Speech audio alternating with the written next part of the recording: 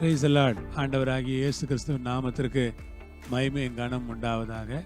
பிரியமானவர்களே, உங்களை நான் வாழ்த்துறேன்.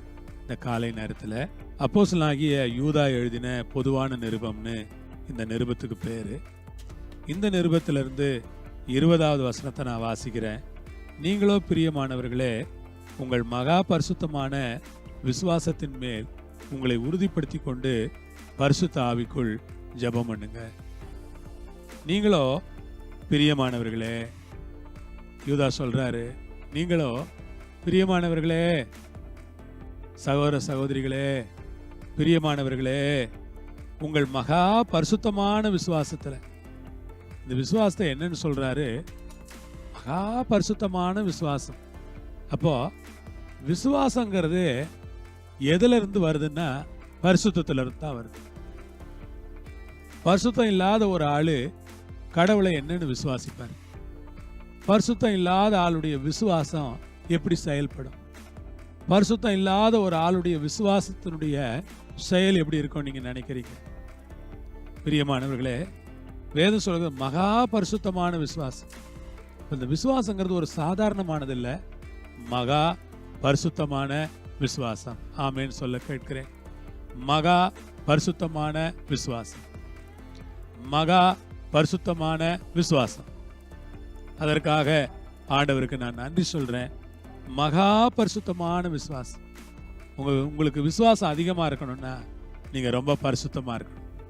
உங்க விசுவாசம் வளரணும்னா நீங்க பரிசுத்தமா வாழணும். நீங்க பரிசுத்தமா வாழ்ந்தாலே விசுவாசம் வளர்ந்துடும். நீங்க பரிசுத்தமா வாழ்ந்தாலே விசுவாசம் பெருகிடும். நீங்க பரிசுத்தமா வாழ்ந்தாலே உங்க விசுவாசம் ரொம்ப பெருசா இருக்குங்க. ஆண்டவருக்கு ஸ்தோத்திரம். மகா பரிசுத்தமான விசுவாசத்தின் மேல் உங்களை உறுதிப்படுத்தி கொண்டு, அதற்காக ஆண்டவரை ஸ்தோத்தரிக்கிறேன். உங்களை விசுவாசத்தின் மேல உறுதிப்படுத்திக்கங்க. பரிசுத்த ஆவிக்குள்ள ஜெபம் பண்ணுங்க. விசுவாசத்துல உறுதியா இருங்க. விசுவாசத்துல உறுதியா நில்லுங்க. எந்த ஒரு சூழ்நிலையிலையும் உங்க விசுவாசத்தை விட்டுறாதீங்க. பிசாசு உங்களை எதிர்க்கும் போதும், சூழ்நிலைகள் மோசமாகும் போதும், கடினமான நேரங்கள் வரும்போதும், உங்களுக்கு நீங்க நினைக்கிறத விட காரியங்கள் மோசமா இருக்குன்னு நினைக்கும் போதும் உங்கள் விசுவாசத்தை உறுதிப்படுத்தி கொண்டு பரிசுத்த ஆவியில ஜெபம் பண்ணுங்க. இப்ப நல்லா கவனிங்க. பரிசுத்தம், விசுவாசம், ஜெபம் ஒரு ஃபேமிலி. பரிசுத்தம் இருக்கும், பரிசுத்தத்தினால விசுவாசம் வரும், இந்த விசுவாசத்தினால ஜெபம் வருது. விசுவாசம் உள்ள ஜெபம் பிணியாளியை ரட்சிக்கும். விசுவாசிகள் ஜெபம் பண்ணும்போது அற்புதங்கள் நடக்கும். இதெல்லாம் விசுவாசிகள் இல்ல, விசுவாசம் தான் ஜெபத்திற்கு ஆதாரமா இருக்கு. ஒருத்தட்ட ரொம்ப ஃபெய்த் இருக்குன்னா அவங்கள்ட்ட ரொம்ப பிரேயரா இருக்கும். அது வெறும் ஃபெய்த்தா மட்டும் இருக்காது, ஃபெய்த் அண்ட் பிரேயர். விசுவாசம் ஜெபமாய் மாறுகிறது.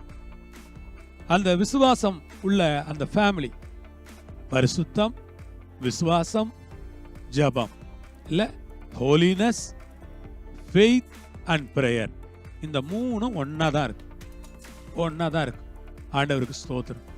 இந்த மூணையும் முன்ன பின்ன போடலாமே தவிர, ஆனா மூணும் ஒரே ஃபேமிலி தான். ஆண்டவர் உங்களை ஆசீர்வதிப்பாராக. மகா பரிசுத்தமான விசுவாசமா இருங்கள். உங்களை உறுதிப்படுத்திக் கொள்ளுங்கள். ஜெபம் பண்ணுங்கள் ஆவியில. எப்பொழுதும் ஆவில் நிரம்பி ஜெபம் பண்ணுங்க. ஹல்லேலூயா. எப்ப ஜெபம்னாலும் நல்ல ஆவியில் நிறைஞ்சு அந்நிய பாஷைகள் பேசி ஊக்கமா உற்சாகமா கர்த்தரை சந்தோஷமா வாய் திறந்து ஜெபம் பண்ணுங்க. கர்த்தர் பெரிய காரியங்கள் செய்வார். ஜெயிப்போமா? பரமபிதாவே, இந்த வேலைக்காய் ஸ்தோத்திரம்.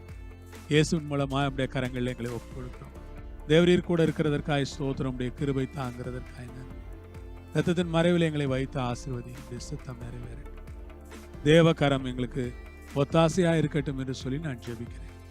ஆண்டவரே, மகா பரிசுத்தமான விசுவாசத்தை எங்களுக்கு தார். ஜெபிக்கிற ஒரு ஜெபாவியை தார். இயேசுவின் மூலம் கேட்கிறோம் பிதாவே. ஆமேன். ஆண்டவர் உங்களோடு இருப்பார், உங்களை ஆசீர்வதிப்பார். ஆமேன்.